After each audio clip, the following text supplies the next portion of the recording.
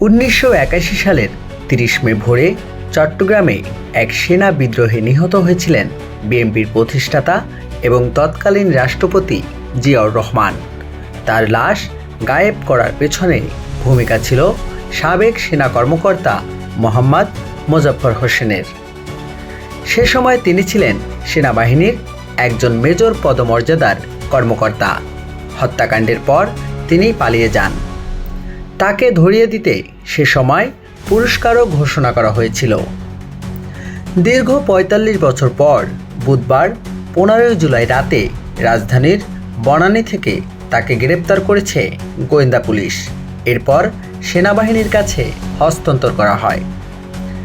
বৃহস্পতিবার ১৬ জুলাই ঢাকা মহানগর পুলিশের অতিরিক্ত কমিশনার মোহাম্মদ শফিকুল ইসলাম বিষয়টি নিশ্চিত করেছেন।